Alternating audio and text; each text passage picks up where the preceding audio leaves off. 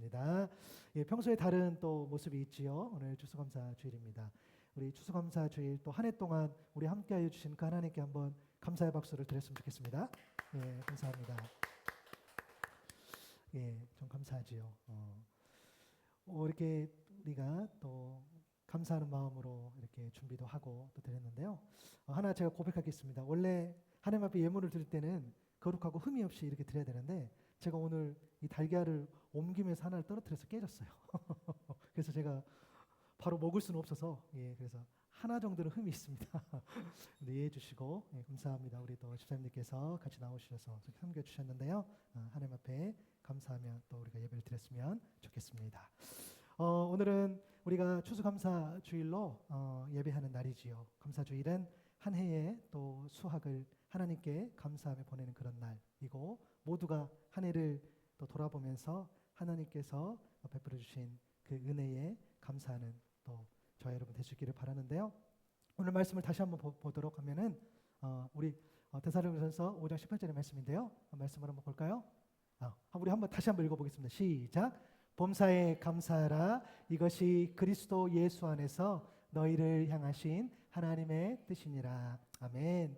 여러분, 범사에 감사하라는 말, 이 영어 표현을 좀 보면은 그 PPT 조금 더 도와주실래요? 네네네. 그 all circumstance, 발음 죄송해요. 그 표현이 있는데 범사에 감사하라는 말이 뭘까라고 했을 때는 어떤 환경이라든가 그런 상황들 그리고 개인적인 어떤 일들, 그래서 범사에 감사하라는 말은 모든 일에서 어떤 환경이나 형편에서 감사하라라는 그런 말입니다. 이 말씀은 우리에게 잘 알릴 말씀이긴 한데요. 그런데 여러분 어떠세요? 모든 일, 또 모든 어떤 형편과 그런 환경 속에서 여러분들이 감사하고 있습니까? 왠지 그런 마음이 있죠. 감사는 어느 정도 하는 것 같은데 범사에 감사하고 있느냐는 그런 질문에는 우리가 선뜻 대답하기 어려운 것 같아요. 그렇지 않아요? 네. 내가 늘 감사한다는 말을 입에 달고 있지만 그 감사함들, 근데 모든 일에 감사할까라는 그런 질문이 드는 거죠. 말씀을 좀 더 깊이 묵상하기 위해서 우리가 감사에 관한 그 몇 가지 제가 질문 한번 들어볼게요. 첫 번째 질문은 뭐냐면 감사는 하나님의 명령일까요? 아니면 권면일까요? 생각 좀 잘해 주시면 좋겠어요. 감사는 명령일까 아니면 권면일까라는 거죠. 물론 이때 명령이면 의무이죠. 그러나 권면이면 선택할 수 있죠. 해도 되고 안 해도 되는 것들. 물론 여기서 보면은 말씀 자체는 명령입니다. 감사하라. 범사에 감사라고 하나님 명령하셨는데 그 명령으로 인식하는 사람이 있고 권면으로 인식하는 사람이 있다는 거예요. 왜냐? 감사를 억지로 할 수 없어. 안 되잖아요. 왜냐하면 우리들은 감사의 조건 또 그런 근거가 있어야 하기 때문입니다. 감사의 조건들이 있어야지 내가 감사하는데 그것이 없어. 그러면 감사하기가 참 어려운 거죠. 여러분 욥기 1장에 보면 이 하나님과 사탄의 대화가 나와요. 뭐냐면 어느 날 볼륨 조금만 더 낮춰주세요. 하나님이 욥기 1장입니다. 사탄에게 이렇게 이야기하는 거죠. 사탄에게 너 어디 다녀왔어? 이렇게 이야기하니까 사탄이 대답합니다. 땅을 이리저리 돌아다니가 제가 오는 길입니다. 라고 대답해요. 그러니까 욥기 1장 8절이 뭐냐면 1장 8절에서 하나님께서 사탄에게 말하는 거죠. 어떤 장면이냐면 야, 너 내 종 욥을 네가 봤냐? 너가 그렇게 둘러봤다면서 욥 본 적 있어? 야, 그 사람만큼 흠이 없고 정직한 사람, 하나님을 경외하고 악을 멀리하는 사람은 없어라고 말씀하세요. 사실 저는 이 욥기 1장 8절 말씀을 나누면서 항상 제가 이야기하는 그 멘트가 있어요. 뭐냐면 너무너무 좋아하는 본문. 왜냐하면 하나님께서 욥을 굉장히 자랑하시는, 자랑스럽게 그렇게 이렇게 소개하는 그런 장면처럼 늘 이렇게 보여져요. 하나님께서 우리 그렇잖아요. 내가 어떤 아는 사람이 있어. 굉장히 유명해. 여러분 소개시켜주고 싶잖아요. 그렇죠? 그런 느낌. 그래서 하나님이 욥을 야 봤어? 야 내가 욥 봤어? 욥이 너무너무 정직해. 욥이 너무너무 괜찮아. 라고 소개하는 장면. 하나님께서 여러분을 그러한 사람으로 소개시킬 만한 여러분 그러한 사람이 될 수 있기를 바랍니다. 딱 저 욥에 여러분이 들어가는 거야. 야 누구야? 야 정집사 본 적 있어? 우리 천집사 본 적 있어? 이렇게 소개하는 거죠. 그런데 9절에 보니까 그래서 사탄이 죽게 하려 했다. 욥이 아무것도 바라는 것이 없이 하나님을 경외하겠습니까? 9절에 보면 욥이 아무것도 바라는 것이 없이 하나님을 경외하겠습니까? 라고 이야기를 해요. 그 장면은 뭐냐면 하나님 이야기하는 거죠. 에이, 하나님 다 아시면서 욥이 괜히 그렇게 감사하겠어요? 욥이 괜히 그렇게 하나님을 예배하겠어요? 라고 이야기를 하는 거예요. 10절에 보니까 주께서 그와 그의 집과 그가 가진 모든 것을 울타리로 감싸주시고 그가 하는 일이면 무엇이나 복을 주셔서 그의 소유를 온 땅에 넘치게 하지 않으셨습니까? 라고 이야기해요. 뭐냐면 아니 욥의 모든 소유도 보호해 주시고 욥의 모든 일에 복을 주셔서 소유를 넘치게 하셨는데 당연히 욥이 하나님을 찬양하고 하나님을 예배하고 하나님을 감사하지 않겠습니까? 라고 이야기하는 거예요. 여러분 말씀드렸잖아요. 사탄의 공격은요 굉장히 집요하고 섬세해요. 그리고 강력해요. 왜냐? 사실 그대로 맞잖아요. 욥은 하나님께서 많은 것을 베풀어 주셨어요. 그렇기 때문에 그 수많은 것들, 그래서 너무너무 감사가 당연한 것처럼 보이는 그런 모습인 거죠. 사탄이 그렇게 이야기하는 거예요. 많이 있으니까, 넉넉하니까 하나님 예배하는 거 아닙니까? 라고 이야기를 합니다. 11절에 보니까 이제라도 주께서 손을 드셔서 그가 가진 모든 것을 치시면 주님 앞에서 주님을 저주할 겁니다. 라고 이야기해요. 감사의 조건이 사라지면 하나님을 경외하는 것이 아니라 오히려 하나님을 저주할 것이다. 라고 성경에서 이야기하는 거예요. 여기서 우리는 하나님의 자녀와 세상의 자녀가 어떻게 구별되는지 알 수 있어요. 하나님의 자녀는 감사의 조건이 있든지 없든지 하나님께 감사하며 경외하는 사람. 그런데 세상의 자녀는 감사의 조건이 있을 때는 하나님께 감사하죠. 엎드리죠. 그렇게 경외하다가 감사의 조건이 사라지면 하나님을 불신하고 저주한다는 거예요. 그런데 우리의 삶이요. 저와 여러분도 그렇고 여러분 하나님의 자녀로 믿고 그렇게 살아가시잖아요. 아멘. 그렇게 살아가죠. 근데 보니까 감사의 조건이 없을 때 감사하지 못하고 살아갈 때가 우리가 많잖아요. 그것도 맞는 것 같아요. 이상하다. 분명히 나는 하나님의 자녀로서 감사할 때나 감사할 조건이 없을 때도 내가 감사하는 것 같은데 그런데 또 어떤 때는 내가 감사의 조건이 없으니까 하나님을 원망할 때도 있다는 거예요. 마치 우리가 어떤 이중적인 모습으로 살아갈 때가 많다는 거예요. 이 질문 하나가 있었고요. 두 번째 질문은 뭐냐면 감사는 상황과 형편이 좋은 사람이 많이 할까요? 아니면 좋지 않은 사람이 많이 할까요? 여러분 어떠세요? 우리가 첫 번째 질문의 내용과 연결해 보면 사실은 상황이 좋은 사람이 감사를 많이 할 수밖에 없어요. 왜? 많이 넉넉하니까 하나님 많이 베풀어 주셨으니까 내가 감사할 것 같아요. 그런데 우리의 실제의 삶은 꼭 그렇지만은 않은 것 같습니다. 저도 그렇고 여러분도 그렇고 이상하게 형편이 어려울 때 내가 힘들 때 하나님을 찾고 하나님께 더 감사하고 나아가는 모습들을 우리가 보게 된다는 거예요. 여러분들 막 기도해가지고 뭔가를 얻었고 하나님 기도 응답 들어주셨어. 하나님 감사합니다 해놓고 그 다음에 하나님 잘 안 찾을 때 있잖아요. 제가 그런다는 거예요. 제가. 그럴 때가 우리가 있다는 거예요. 세 번째 질문은 뭐냐면 감사를 잘하는 사람과 그렇지 않는 사람이 있는데 그럼 그 차이는 어디에서 오는 거냐는 거예요. 어떤 사람은 감사를 잘해요. 그런데 어떤 사람은 감사하지 않아. 어떤 차이일까? 물론 이 질문에 대한 답변은 제가 특별히 따로 하진 않겠습니다. 여러분이 오늘 이제 말씀을 끝나고 또 함께 기도하고 또 오늘 하루를 보내면서 감사를 잘하는 사람과 그렇지 않는 사람의 차이가 뭘까? 여러분들 한번 스스로 좀 찾아봤으면 좋을 것 같아요. 목회데이터 연구소라는 곳에서 지난 2021년에 8월에 진행한 이 감사에 관련된 어떤 설문이 하나 있어요. 그래서 이게 조금 몇 년 지났기 때문에 아마 여러분이 들어보셨을 만한 또 설문이기도 한데 잠시 소개해 보면 거기서 몇 가지 내용을 좀 제가 소개해 보면 첫 번째 그림인데요.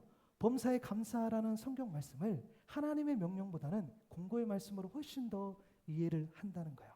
그게 뭐냐면 다 대부분 답변이 범사에 감사라는 그 명령의 메시지를 실천을 위해서 노력하라는 성경의 메시지로 55%가 답변을 한다는 거예요. 그러니까 이것을 명령이라 받지 않고 권면으로 이해하시는 분이 훨씬 많다는 거죠. 그리고 반드시 실천해야 하는 하나님의 명령은 한 31% 정도. 그러니까 10명 중에 3분은 내가 명령으로 받아요. 그러나 한 5분은 그냥 권면 정도. 그리고 한두 분 정도는 그냥 상징적인 메시지로 이 메시지를 받는다는 거예요. 이 감사라는 명령은. 두 번째 그림을 보면은 평소에 감사하는 마음 그런 느끼는 정도인데 항상 느끼는 분이 40%, 그러나 가끔 느끼는 분이 50%는 거예요. 근데 우리가 대부분 다 감사를 느껴요. 그런데 한 반은 항상 느끼고 한 반은 가끔 느끼는 그런 모습을 보게 돼요. 그러면서 한 10% 정도는 전혀 못 느끼는데 왜 그럴까 했을 때에 감사한 일이 별로 없고 또 나에게 일어난 일은 운이야 라고 생각한다거나 나에게 일어난 일은 내 능력으로 됐는데 감사할 필요 있나? 라고 생각하기 때문에 또 감사의 제목을 고백을 안 한다는 거예요. 세 번째 그림 보면은 감사를 표현을 해요. 그런데 감사를 이렇게 표현하는데 자주 표현하는 사람은 한 20%밖에 안 되고 가끔 하는 사람이 53%는 거야. 그러니까 우리가 감사합니다라는 어떤 표현들을 하는데 거기에서 정말 자주 반복적으로 잘하시는 분들은 한 20%밖에 안 된다는 거예요. 그게 익숙하지 않아서 혹은 잘 몰라서 아니면 이런 것도 있는 것 같아요. 감사의 표현을 하지 않아도 상대방이 알 거라고 생각한다는 거예요. 그것은 좀 저도 이 부분 묵상하면서 마음이 걸렸어요. 맞아요. 아내가 우리 가족이 저를 위해 수고하고 헌신하는데 제가 감사하죠. 너무너무 감사하죠. 근데 에이 알겠지라고 말 안 하는 것들 있는 거죠. 여러분들이 저를 섬겨주시고 저도 우리가 서로 섬기는데 우리 그럴 때 있잖아요. 너무너무 감사한데 감사하는 표현을 좀 잘 안 했을 때 그렇죠. 여러분 우리 서로 감사하는 표현을 하고 살아갈 수 있기를 바랍니다. 네. 오늘 감사하는 거죠.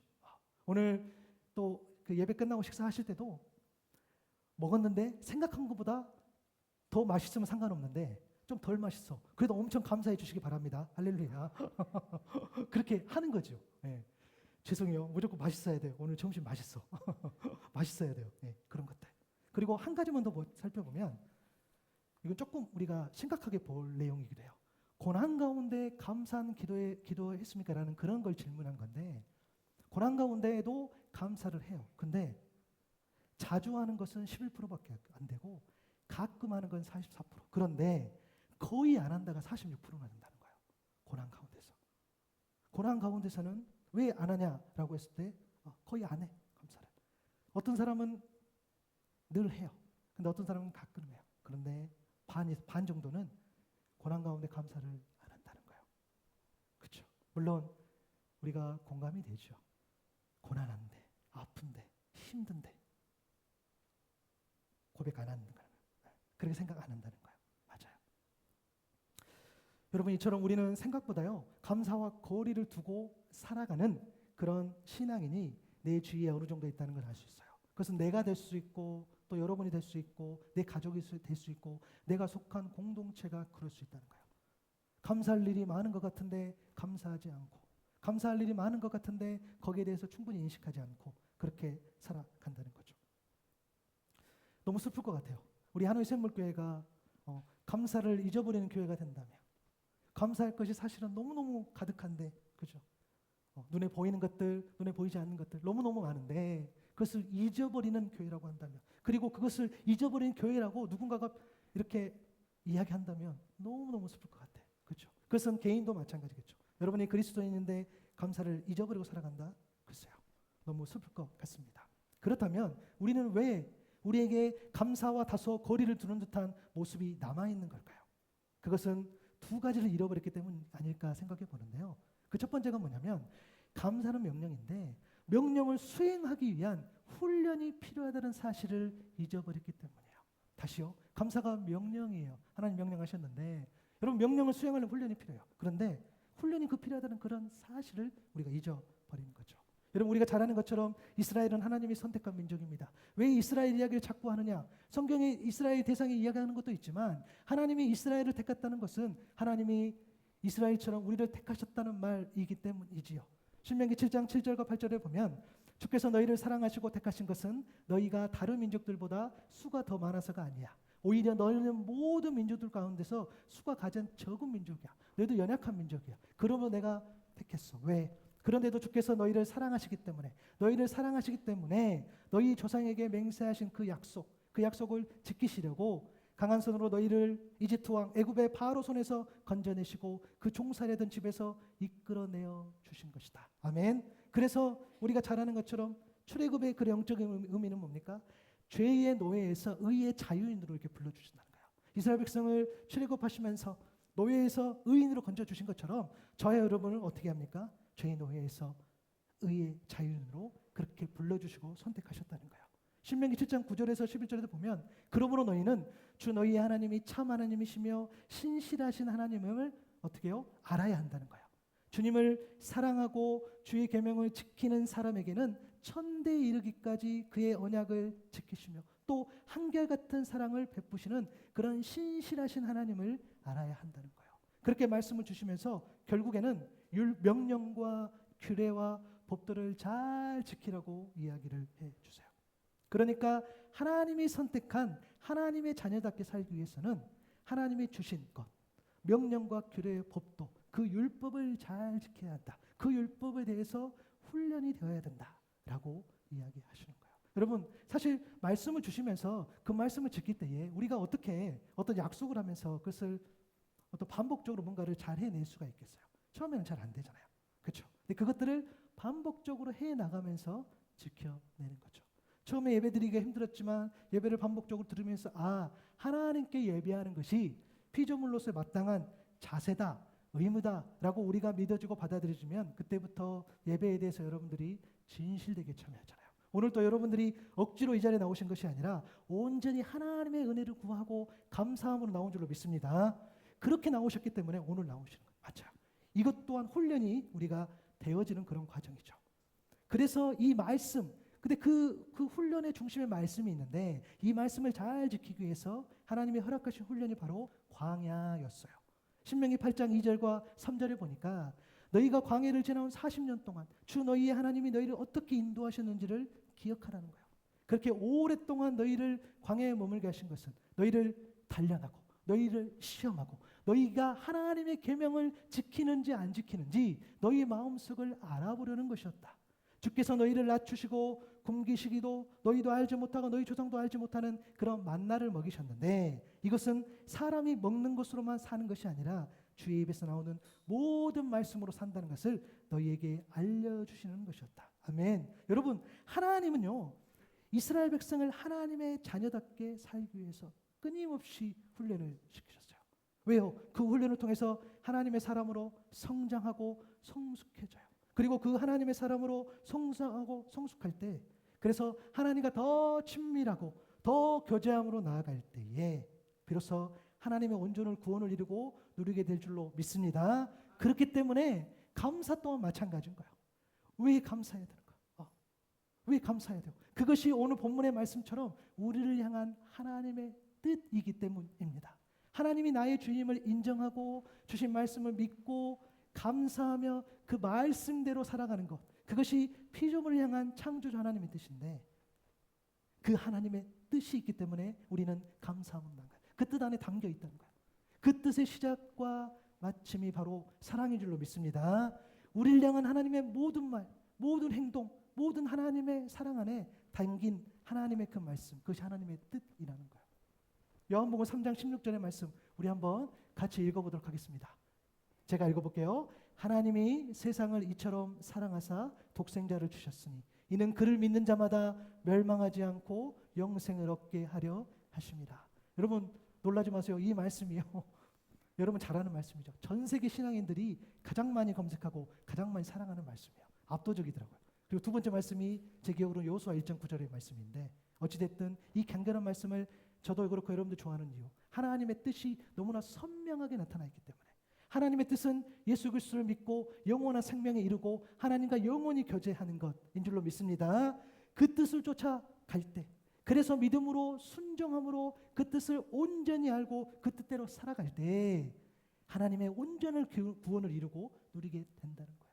그래서 우리는 감사해야 마땅해요. 왜? 우리의 구원을 위해 예수님을 보내주셨고 우리의 구원을 위해 예수님이 보내신 그 예수께서 예수님의 그 보혈로 우리의 구원의 길이 열렸기 때문에 우리의 감사는 마땅한 줄로 믿습니다. 여러분 재물은요 있을 수도 있고 없을 수도 있죠. 여러분 성공은요 할 수도 있고 못할 수도 있어요. 여러분 명예는요 얻을 수도 있고 잃어버릴 수도 있죠. 능력은요 발휘할 수도 있고 그렇게 하지 못할 수도 있어요. 그러나 여러분 우리의 구원의 문제는 달라요. 우리의 구원의 문제는 달라. 우리가 아무리 수고하고 우리가 아무리 애쓰고 우리가 아무리 노력해도 이 구원의 문제는 오직 예수 그리스도의 보혈, 주님의 그 거룩하심, 그것을 믿음으로 우리가 구원에 이른 줄로 믿습니다. 그렇기 때문에 우리는 온전히 감사해야 마땅하다는 거예요. 시편 50편 23절의 말씀을 보면 한번 읽어볼까요? 시작. 감사하는 마음을 제물로 바치는 사람이 나에게 영광을 돌리는 사람이니 올바른 길을 걷는 사람에게 내가 나의 구원을 보여주겠다. 아멘. 여러분, 제물로 바친다는 것은 제사, 그러니까 예배를 드린다는 건데, 그 예배를 드릴 때에 제물이 뭐였습니까? 감사하는 마음이었어요. 여러분, 우리가 이 앞에도 이렇게 좀 장식을 해놨지만 우리가 감사하게 드린 거지만, 사실 우리가 이렇게 어떤 상징적으로 드렸다고 해서 하나님이 뭐 여기서 이제 뭐 그래 바나나가 맛있겠다 바나나 드시고 이런 거 아니잖아요. 그죠? 이런 거 아니시잖아요. 하나님은 이 재물, 눈에 보이는 재물, 여기에 아무리 귀하고 아무리 좋은 것을 갖다 놓는다 할지라도 하나님께는 아무 상관없어요. 아무 상관없어요. 아무리 귀한 것을 드려도. 그렇죠? 그러나 왜요? 하나님은 마음의 중심을 보시니까. 그래서 말씀하신 게 뭐냐면 그 중심, 네가 드리는 그 재물을 드리는 그 재물을 드린 자의 그 중심에 감사하는 마음, 그 마음을 제물로 바치는 사람이 나에게 영광을 돌리는 사람이니 올바르게 걷는 사람에게, 그렇게 살아가는 올바른 길을 걷는 사람에게 내가 나의 구원을 보여주겠다. 아멘. 그래서 여러분, 이 감사가 너무너무 중요한 거예요. 여러분의 삶 가운데에, 그 중심 가운데에 하나님을 향한 감사가 없다면 하나님은 받지 않으실 수 있어요. 하나님 고민하세요. 이상하다. 나는 네 중심만 보는데 너는 왜 자꾸 쓸데없는 것들 그렇게 하느냐. 네가 아무리 귀한 것, 어쩌면 사소한 것이라도 그 마음의 중심을 본다. 나는 늘 그렇게 이야기하시는 거예요. 그래서 여러분, 훈련이 필요하다는 겁니다. 눈에 보이는 감사의 조건이 없더라도 보이지 않는 하나님의 일하심을 통한 은혜에 감사하는 것, 할 수만 있다면 진심으로, 그러나 때로는 억지로라도 우리가 감사하는 거죠. 왜? 하나님의 은혜를 또한 생각해내고 하는 것들. 여러분, 하나님이 우리를 어떻게 사랑하시는지, 하나님 우리를, 주님께서 우리를 어떻게 구원해 주신지를 우리가 잊지 않는다면 우리의 감사는 마르지 않을 줄로 믿습니다. 그래서 여러분, 훈련이 필요해요. 감사할 수 있어야 된다는 거죠. 마태복음 5장 46절과 7절에도 보면, 여러분, 저는 이 말씀 볼 때마다 참 부끄러워요. 너희가 너희를 사랑하는 사람만 사랑하면, 들어보세요. 무슨 상을 받겠느냐? 세리도 그만큼은 하지 않느냐? 또한 너희가 너희 형제들에게만 인사를 하면서 지내면 남보다 나을 것이 무엇이냐? 이방 사람들도 그만큼 하지 않느냐라고 예수님 말씀하셔요. 그 말씀은 뭐죠? 너희가 그토록 무시하고 너희가 그토록 멸시하는 죄인도, 세리도, 이방 사람들도 너희처럼 다 할 수 있다는 거예요. 나를 사랑하는 사람 내가 사랑해주고, 나에게 신경 쓰는 사람 나 신경 써주고, 내 가족들, 내 친한 사람들, 그런 사람도 우리 얼마든지 화목하게 지낼 수 있는 거죠. 그것은 예수 그리스도를 믿지 않는 세상 사람들도 다 한다는 거예요. 이처럼 눈에 보이는 감사의 조건이 있다면 세상 사람들도 다 감사해요. 여러분, 세상 사람들도 승진하면 감사하고 돈을 많이 벌면 감사하고 다 해요. 내가 칭찬받으면 감사하죠. 기분 좋게 하죠. 맞아요. 다 할 수 있잖아요. 그런데 그리스도인이라면 그 감사가 구별되어야 되지 않겠냐라는 거예요. 그리스도인이라면 그 사랑이 구별되어야 되지 않겠냐라고 예수님 말씀하신 거죠. 세상 사람들과의 구별된 감사는 눈에 보이지 않지만 감사하는 것이고, 감사의 조건이 없을 때라도 감사하는 것인 줄로 믿습니다. 여러분, 우리가요 세상에서 좀 감사의 품격을 보여주자고요. 어떻게 저 사람은 그런 열악한 환경 속에서 감사할 수 있지? 어떻게 저 사람은 그렇게 열악한 상황 속에 있어서 다른 사람을 섬기면서도까지도 더 감사할 수 있다라고 말할 수 있지? 여러분, 이게 더 세련된 거지 않을까요? 여러분, 신앙이 세련된 것은 다른 게 아니죠. 거룩한 옷을 입고 이런 게 아니에요. 여러분, 죄송한데요, 감사의 조건이 있을 때만, 그때만 살짝 하나님 감사하고 그냥 살아간다면 어찌 보면 그게 투박한 신앙생활. 그러나 내가 연약하고 부족하고 내가 사람들 보기에는 아무것도 아닐지라도 하나님 앞에 감사할 때마다 하나님 앞에 가서 엎드리고 감사합니다, 또 감사합니다 라고 이야기했을 때에 그것이 주님 보시기에는 세상에서 구별된 그리스도인, 구별된 감사의 삶을 사는 줄로 믿습니다. 우리가 그렇게 삶을 살면 좋겠죠. 그리고 우리가 자꾸 훈련을 잊어버린 것, 그리고 또 하나는 감사한 일 그 자체를 잊어버려요. 여러분 우리는요 잘 잊고 살아갑니다. 여러분 지난주 제가 무슨 말씀 드렸는지 기억 안 나시죠? 할렐루야. 감사합니다. 네, 제가 예언합니다. 이 시간 설교 끝나고 밑에 저기 우리 1층 카페 식사하셨을 때도 오늘 좀 말씀 괜찮은 뭐 기억나는 말씀 있으세요 했을 때 대답 못 하시는 분이 생길 수 있어. 감사합니다. 네. 자, 또 말하면 되죠. 네, 괜찮아요. 아무리 좋고 감사한 기억도 시간 지나면 잊어버리고 또 반대로 아무리 아프고 힘든 기억도 시간 지나면 잊어버려요. 사람마다 좀 차이는 있을 수 있는데 다 잊어버립니다. 그런데 여러분 감사한 일을 잊어버리면 잊어버릴 수 있어요. 그런데 잊어버리면 그 사랑, 그 은혜를 잊어버리기 때문에 하나님과 멀어질 수 있어요. 하나님을 찾지 않을 수 있어요. 하나님 대신 다른 곳으로 그 사랑과 은혜를 채우려 하겠죠. 그러면 악순환이 일어나겠죠. 사단은 그 틈을 파고들어요. 아, 하나님이 분명히 감사의 제목을 주셨는데 보니까 감사하지 않구나. 흔드는 거죠. 여러분 잘 아시는 찬양 중에 너무너무 모든 분들이 부르는 찬양이죠. 은혜라는 찬양 중에 보면은 첫 번째 가사가 내가 누려왔던 모든 것들이 지내왔던 모든 시간이 걸어왔던 모든 순간이 당연한 것 아니라 은혜였어. 그 어느 것도 하나님의 손이 안 미칠 것 없는. 여러분 당연한 것은 없습니다. 여러분 잘 아시잖아요. 당연한 게 어디 있습니까? 다 하나님이 채워주신 거죠. 그렇기 때문에 우리는 감사가 명령인데 명령을 수행하기 위한 그 훈련이 필요하다는 사실을 잊어버리고 또 감사한 일 그 자체를 잊어버리기에 우리는 이 둘을 더해서 범사에 감사하는 삶을 회복하고 그러한 삶을 살기 위한 한 가지 삶의 방식에 이를 수 있는데요. 그것은 뭐냐면 감사한 일을 잊어버리지 않는 훈련을 하는 거예요. 다시요 뭐냐고요? 감사한 일을 잊어버리지 않는 훈련을 우리가 하자는 거예요. 여러분 중에 이렇게 질문하실 수 있죠. 아이고 한 주 내내 훈련 받는 것처럼 세상 속에 살았는데 주일에 또 교회까지 와서 무슨 훈련을 합니까? 예, 그렇게 말하실 수 있어요. 근데 여러분 저 한번 따라해 보시겠어요? 세상에는 공짜는 없다. 여러분 우리가 이럴 때 여러분 더 잘하실 거예요. 굉장히 유명한 어떤 실력자들, 뭐 스포츠 선수, 혹은 또 비즈니스 하시는 분들, 또 뭐 배우들, 혹은 가수들, 혹은 작가들 보면 수많은 시간들을 훈련하고 그 양도 엄청 많고 놀릴 때가 있어요. 그 사람 너무 유명하던데 천재 아니야 하는 사람들도 얼마나 많은 시간 동안. 그리고 회사에서도 그냥 사원하고 있고 뭐 회사도 임원이 있으시고 뭐 대표가 있으시고 그런 분들을 삶을 들여다보면은 저 밑바닥부터 그냥 힘들게 가는 모습들을 우리가 보게 되죠. 세상에 공짜가 없는 거죠. 제가 왜 이 말씀을 드리냐면 그런데 유독 우리의 신앙에 대해서는 그렇게 생각하지 않는다는 거예요. 우리의 신앙에 대해서는 아주 가볍게 생각하는 거예요. 그냥 시간 되면 말씀도 잘 들리겠지. 그냥 시간 되면 기도도 되겠지. 그냥 시간 되면 찬양도 알게 되고 말씀도 알게 되고 그러게 되겠지라고 생각하시는데 다시 한번 말씀드려요. 세상에 공짜가 없어요. 그냥 되어지는 거 아무도 없어. 여러분이 오늘 이 예배를 통해서 또 오늘 한 말씀이라도 내가 듣고 마음에 새겨야 되겠다 하는 그 말씀만 여러분께 되는 줄로 믿습니다. 우리가 그렇게 시간을 들이고 애쓰고 수고하고 훈련하는 것처럼 달려들었을 때에 그것이 내 말씀이 되는 거겠죠. 마찬가지인 거죠.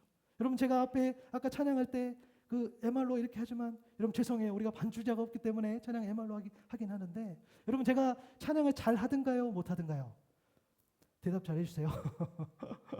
찬양을 사실은 잘 못해요. 못하는데 그럼에도 제가 평균 다른 목사들보다 찬양 그래도 좀 하는 편이에요. 그건 맞아요. 근데 잘 못하는데 그 말씀 드린 게 아니라 여러분 제가 좀 신앙을 늦게 했는데 20살 때부터 31살까지 교회에서 청년 생활하면서 이 예배팀을 섬겼어요. 그때 제가 찬양팀을 섬겼어요. 제가 사실 악보를 잘 볼 줄 몰라요. 그래서 얼마나 많이 듣고 얼마나 많이 찾아보고 한지 몰라요. 거기에서 어떻게든 섬겨야 되고 가사는 뭐 잘 못 외우지만 매번 듣고 찬양도 안 하고 나중에는 어떤 찬양은 누가 작사했고 누가 작곡했고 뭐 이런 것까지 알게 됐는데 어찌됐든 저 그 오랜 시간 동안 매일 듣고 매일 찾아보고 여러분 교회 와서 그냥 이게 아니라 사실은 찬양 한 곡 우리가 알아지는 것도 우리가 매번 불러보고 매번 듣고 매번 해보고 있을 때 알아지는 거잖아요. 맞잖아요. 여러분들이 예배 신앙생활 하시면서 내가 말씀에 관심을 갖고 또 기도하면서 우리의 신앙이 깊어지는 것처럼. 그렇죠? 그래서 여러분 세상에 공짜는 없어요. 우리의 신앙에 대해서는 더 그렇게 여러분 여길 수 있기를 바랍니다. 감사한 일을 잊어버리지 않는 훈련. 구체적으로 뭘까라고 했을 때는 그것은 뭡니까? 쉬지 않고 끊임없이 계속적으로 뭐 하는 겁니까? 기록하는 거예요. 기록. 기록이 중요해요. 이때 기록이 두 개인데요. 하나는 뭐냐면 우리의 마음에 기록하는 거. 마음에 어떻게 기록합니까? 쉬지 않고 쉬지 말고 기도함으로써 우리 마음에 기록하는 겁니다. 여러분 기도는 주님께서 주신 우리 성도에게 주신 은혜요 특권이에요. 왜 기도가 특권입니까? 하나님께서 기도를 통해 우리를 만나 주시기 때문에.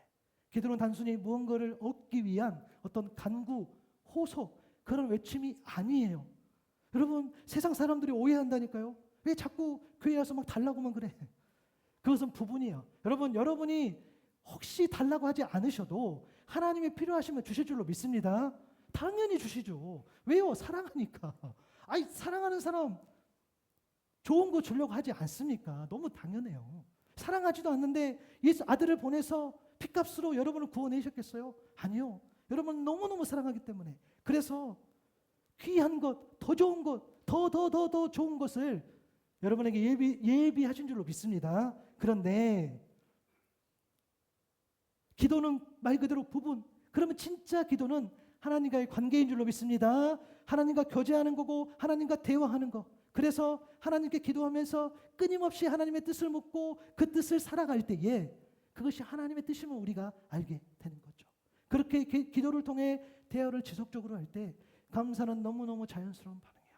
여러분 기도를 너무 심각하게 생각하실 필요 없어요. 물론 기도는 어디 뭐 이렇게 사람 이렇게 있는 데서 앉아서 이렇게 기도하고 물론 그게 맞죠. 그러나 기본적으로 기도는요 하나님과의 어떤 소통 교제는 거예요. 아 그렇구나. 아 맞아요 하나님. 하나님이 하셨군요. 아 이것도 하나님이 하셨어요. 아 저것도 하나님이 하셨어요. 그렇게 깨닫게 되는 거죠. 신앙생활을 통해서 기도하면서 아 이곳에 그래서 있게 하셨구나. 아 그래서 이것을 보게 하셨구나. 아 그래서 하나님이 나를 떠나기도 하셨구나. 아 하나님이 그래서 나를 여기서 머물게도 하셨구나. 때로는 하나님 내가 도저히 모르겠어요. 아무리 기도하고 또 기도해도 잘 모르겠어요. 잘 모르겠어. 때로는 침묵도 하시죠. 때로는 아주 오랫동안 걸려서 아주 오랜 시간 걸려서 응답해 주시기도 해요. 그렇게 기도하고 기도할 때에 감사한 일이 어떻게 돼요? 마음에 기록되는 거예요. 새겨지는 거예요. 아 그렇구나. 아 하나님의 뜻이구나. 아 하나님이 반드시 있을 거야. 그래서 그 감사의 제목들이 기도할 때마다 더 선명해지고 더 은혜로 다가오는 거죠. 여러분 기도는 믿음이 좋고 믿음이 깊은 사람이 하는 게 아니라 기도할 때 믿음이 좋아지고 깊어지는 줄로 믿습니다. 여러분 직분자가 그렇잖아요. 그냥 직분 달아서 이게 아니라 그렇게 오랜 시간 동안 하나님께 교제하면서 하나님이 들어쓰시는 것처럼. 그래서 여러분 감사를 잊지 않는 훈련 먼저는 기도하심으로써 마음에 기록하시고요. 그 또 하나의 기록은 뭡니까? 우리의 삶 속에 기록하는 거예요. 이때 이 삶의 기록은 뭐냐면 실제로 무언가를 행함으로 기록하는 건데요. 그 방법은 좀 다양하죠. 잠시 개인적인 고백을 드려보면 제가 이 한우의 사역 시작하면서 제일 잘했다고 생각하는 것 중에 하나가 그것은 여러분의 평가가 아니라 그냥 내가 그냥 스스로 그 평가했던 것 중에 하나가 제가 그 우리 교회의 내용을 교회 블로그에 실는 겁니다. 그것은 사실은 블로그로 해봤자 별거 아니에요. 그냥 우리 그 내용들, 그냥 우리 교회가 또 어떤 사역들, 그냥 예배 드렸는지 안 드렸는지, 또 뭘 먹었는지, 또 오늘 추수감사주일에 또 누가 오셨는지 뭐 그 정도 기록인 거죠. 사실 제가 또 한 달에 한 번씩 선교 보고 할 것 겸 또 후원자도 있으시니까 그것을 위해 쓴 건데 사실은 시작할 때는 요즘에는 교회 요람을 거의 잘 안 만듭니다. 물론 교회마다 다르긴 한데 그래서 요람처럼 생각을 했어요. 거기에 연역처럼 우리 교회를 하나님께서 언제까지 예배 드리게 하실 줄은 내가 모르나 그러나 시작한 날이 있으니 그 날부터 하나님 멈추라 하는 그날까지 그냥 한 해 말 그대로 기록하는 거예요. 여러분 사진 한 장 보여주시면은 여러분 아직도 기억나요? 이게 이제 곧 12월이면은 송구영신 예배인데 작년 송구영신 예배 때 11시 반에 예배를 드린데 11시 15분까지 한 명도 안 오셨어. 그래가지고 와 내가 막 너무 힘들어. 그래서 여자 성도분이 한 분 오셨어. 정말 한 분 계시니까 입이 안 떨어지더라고요. 말이 안 나와. 그리고 나서 조금 지나서 남자분 두 분이 오셨어. 오늘 두 분 중에 한 분이 여기 계셔. 할렐루야. 그 한 분이 오셨어. 그렇게 예배를 드렸어요. 그리고 그 다음 사진 보니까 여러분 우리 교회의 자랑이죠. 기성용 선수가 다녀갔어. 여러분이 자꾸 안 믿어. 예, 그게 올해 1월이었습니다. 저 사진. 제 사진을 가져온 이유가 있어요. 우리 함께 예배하는 우리 정수영 집사님 가운데 보면 얼굴이 너무 밝아. 원래 그렇게 밝지 않거든요. 그날 너무 밝아가지고 예, 사진들. 물론 한 번 더 오시겠다고 했지만 훈련 때문에 못 오셔서 아쉬움은 있지만 이런 것들. 예, 너무너무 이런 말 그대로 이런 기록들. 2월에 보니까 한국에서 어떤 교회 선교팀이 2월 사진을 보니까 우리 그 다른 선교팀이 방문해서 우리 중학생 학생들이었어. 교회를 저기는 호텔이긴 하지만 교회에서 여러 번 모임도 하고 이렇게 갔어. 그래서 저희가 너무 감사해서 갈 때에 작은 과자 꾸러미를 만들어서 선물했던 그 사진이에요. 그리고 4월 사진을 보면 4월에 보면은 저거는 교회에서 그 저기 뭐죠? 부활주 달걀을 만들어서 고아원에 보내줬던 아이들. 올해는 저하고 아내만 저희 가족만 했지만 내년 부활절 때는 저 고아원에 우리 성도들이 함께 우리가 달걀을 잘 만들어서 또 보낼 수 있기를 바랍니다.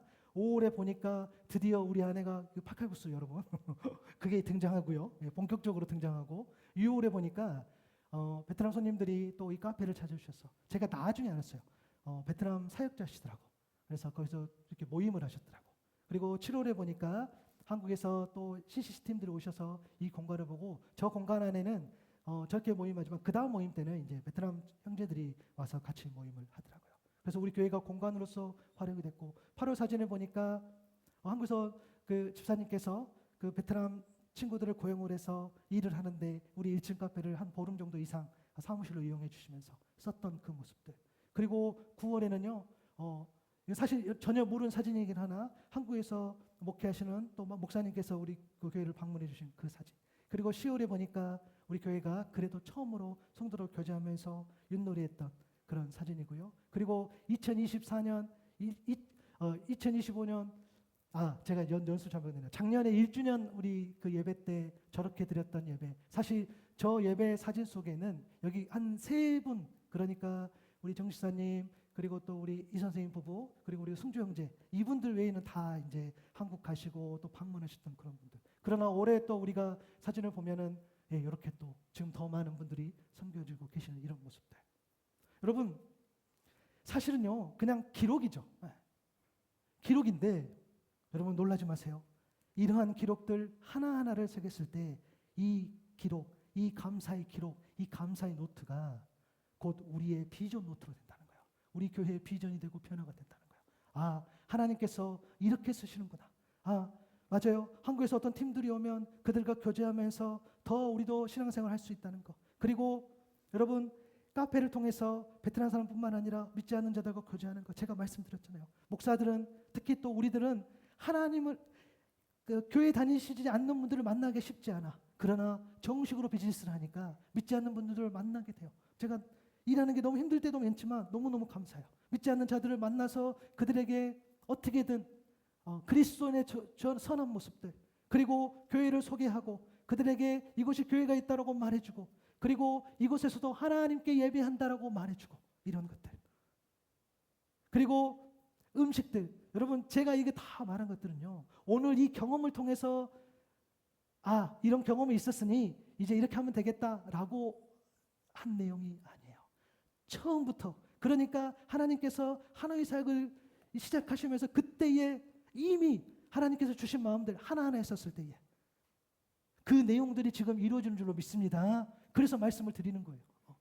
어느 날 갑자기 그 내용들이 아니라 다 처음부터 주셨던 마음들이 하나하나 이루어지고 있는 것들. 근데 저도 자꾸 잊어버려. 내가 아무리 기록을 해도 잊어버려. 그러나 또 기록하고 또 기록하고. 맞아요.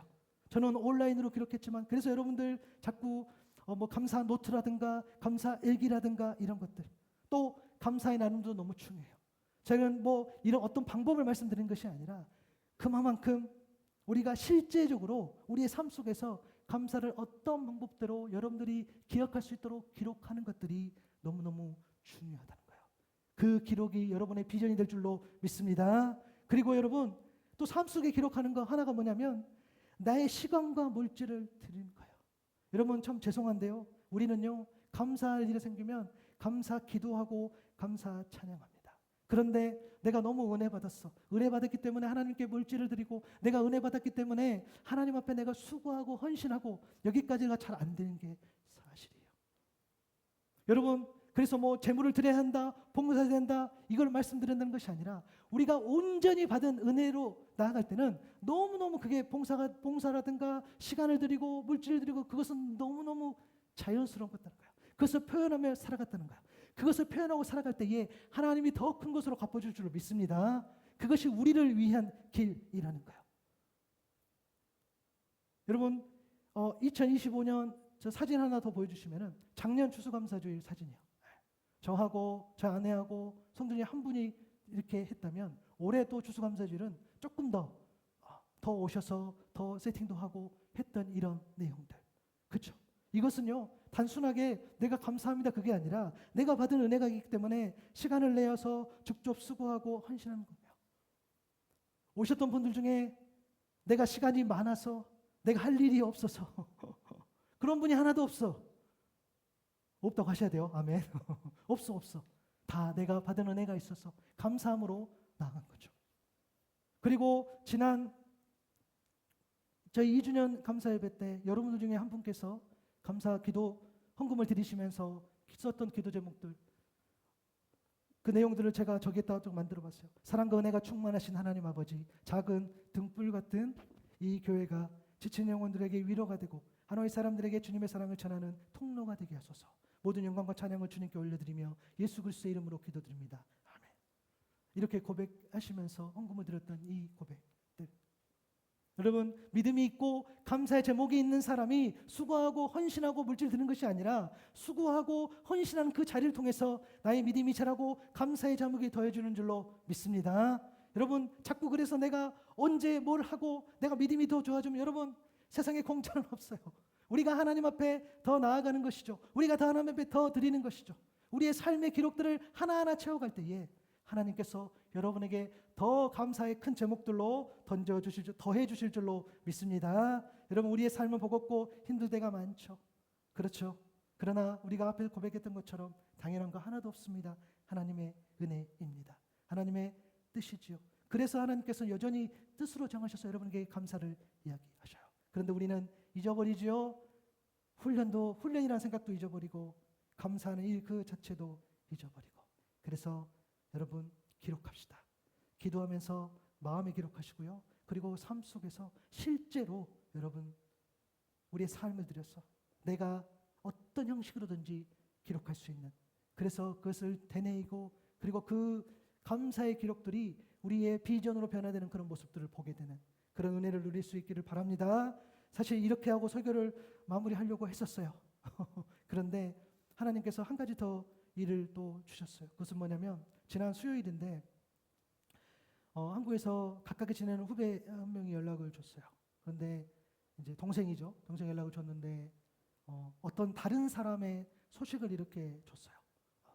그래서 우리 후배 나는 모르지만 형은 이 형을 소식을 그래도 알아야 될 것 같아서 연락을 드립니다라고 연락을 받았는데 그 형이죠. 저한테 형님인데 그분께서는 딸이 둘인데 큰 딸은 대학생이고 작은 딸은 고등학생인데 지난 수요일에 그 작은 딸이 이제 교통사고로 그만 하나님의 품에 갔다라는 소식을 듣게 됐어요. 너무 놀라서 머리가 멍해졌어요. 할 말이 없었어요. 너무 무서웠어요. 사실 물론 그분이 누군가를 막 설명하고 그런 건 아니지만 너무너무 신앙이 좋으신 분. 그분이 이제 그 직업군인이신데 아주 오랜 시간 동안 그 군 부대 교회를 섬긴 걸 제가 알아요. 그게 뭐 1년, 2년이 아니에요. 5년, 10년도 아니에요. 제가 보니까 20년 그 이상도 그 부대 교회에서 섬기고 또 수고하고 했던 것들.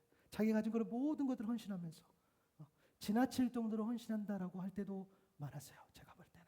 그런데 그러한 분이 또 이러한 일을 겪다 보니까 더 하나님 앞에 속상할 때도 있어요. 물론 여러분은 오해 없으시기 바랍니다.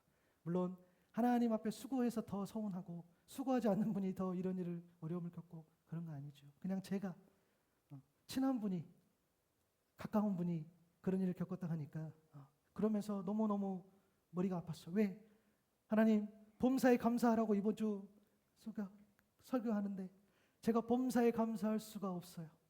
하나님 모든 일 어떤 일에 수고하라고 말씀하시는데 감사하라고 말씀하시는데 하나님 제가 할 수 없어요. 제가 이 상황 가지고 감사하기가 너무 어려워요. 그리고 제가 그분에게 도대체 뭐라고 위로할 수 있을까요? 물론 제가 그분에게 무슨 말을 하진 않겠죠. 할 수도 없죠. 제가 그냥 가서 같이 울어주고 손잡아주고 같이 식사하고 같이 있다고 오면 되는데 또 지금 상황이 이러니까 가지도 못하고 실제로 알아보기도 했는데 이게 어렵더라고요. 왔다 갔다 또 도착해서 또 거기 들어가고 또 다시 와야 되고 이런 것들 도저히 안 되겠더라고요. 이런 것들. 그래서 범사에 감사하라 이 메시지가 순간 너무너무 공허해졌어요. 어떻게 모든 일에 감사하지? 내가 그 삶을 믿지만 그럼에도 내 삶 속에서 충돌하는 모습들. 그러면서 그래. 이게 참 또 이게 메시지와 또 삶이 다를 수 있구나라는 생각들을 또 하게 되면서 그럼에도 하나님께서 주신 메시지가 뭐였냐면 여러분 잘 아는 찬송 있잖아요. 내 평생에 가는 길. 내 평생에 가는 길 순탄하여 늘 잔잔한 강 같든지 큰 풍파로 무섭고 어렵든지 나 영혼 늘 편하다. 후를 보니까 내 영혼 평안해. 내 영혼 평안해. 내 영혼 늘 편하다. 이 찬양의 가사를 쓴 작사자가 있죠. 그는 여러분 아마 그 이야기를 들어보셨을 거예요. 시카고에서 명망 높은 변호사였어요. 1870년이었어요. 건강이 좋지 않는 부인을 내 딸과 함께 요양처 유럽으로 보냈는데 그때에 그 배가 뒤집혀서 내 딸은 죽고 아내만 살아남습니다. 그때 아내가 남편에게 나만 살았다고 연락을 받는 거죠. 사실 아내와 딸을 보낸 이유는 그 전에 이미 화재로 가지고 있는 재산이 다 불타버린 그 상태여서 가족을 보냈는데 또 이런 일을 겪거든요.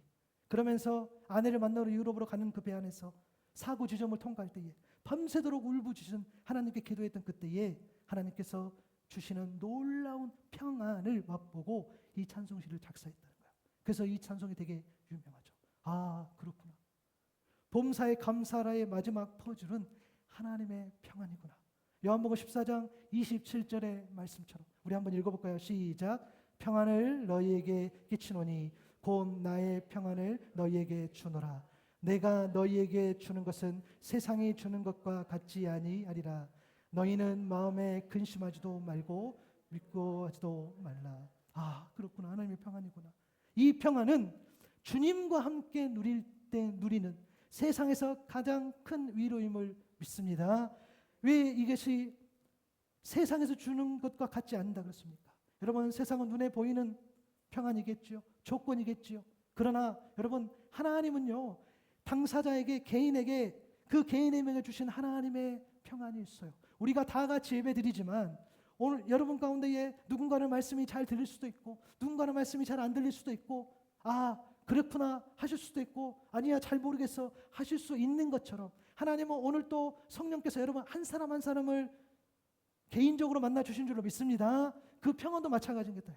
내가 평안을 누리고 여러분이 평안을 누리지만 각 사람의 누리는 평안이 다 다르다는 거야. 여기에 10명이 모이면 10가지 평안이 있을 겁니다. 여기에 20가지가 있으면 20명의 평안이 있을 거예요. 그러나 그 평안은 성령께서 우리가 하나 되게 만들어 주시는 것도 맞지만 각 사람에게 세밀하게 세심하게 만져주는 그 평안. 그 평안이 있을 때에 우리는 모든 일에 범사에 감사하게 될 줄로 믿습니다. 그 평안, 마지막 퍼지는 그 평안이 있어야 된다는 거죠. 그 평안은 요한복음 15장 4절의 말씀처럼 내 안에 거하라 나도 너희 안에 거하리라. 가지가 포도나무에 붙어 있지 아니하면 스스로 열매를 맺을 수 없음과 같이 너희도 내 안에 있지 아니하면 그러하리라. 포도나무 대신 주님께 가지가 붙어 있는 거야. 달라붙어 있는 거야. 방법이 없어요. 어떠한 상황 속에서도 주님 앞에 달라붙어 있었을 때에 주님을 붙잡을 때에 우리에게 하나님의 그 놀라운 평안이 임한 줄로 믿습니다. 오늘 말씀 18절에 보니까 한번 마지막으로 한 번만 더 읽겠습니다. 시작. 범사에 감사하라. 이것이 그리스도 예수 안에서 너희를 향하신 하나님의 뜻이니라. 아멘. 범사에 감사하라. 이것이 그리스도 예수 안에서 그리스도 안에서 하나님의 평안. 범사에 감사하는 삶은 그리스도 예수 안에서, 즉 하나님의 평안을 누림으로 가능하다는 거예요. 여러분, 추수감사주일 한 해를 우리가 정리하면서 여러분 오늘만 감사하는 그런 우리가 되는 것이 아니라 매일매일 감사할 수 있기를 바랍니다. 감사한 일을 잊어버리지 않는 훈련, 여러분의 마음에 기록하시고 여러분의 삶에 기록하는 그 훈련을 게을리하지 않기를 소망합니다. 하나님은 여러분을 너무너무 사랑하셔서 오늘 또 감사의 제목들을 들고 준비하고 계십니다. 그 감사를 누릴 수 있기를 바라고요. 하나님의 평안이 여러분 있기를 소망하며, 그 평안이 있어야 우리는 범사에 감사할 수 있으니 여러분이 먼저 그 평안으로 위로를 받고 하나님의 평안이 필요한 누군가에게 그 평안을 전해줄 수 있는 우리 모두 될 수 있기를 바랍니다. 그렇게 살아가십시오. 하나님의 평안으로 살아가고 평안을 전하는 자로 살아감으로써 또 매일매일 감사를 살 수 있는 저 여러분 될 수 있기를 바랍니다.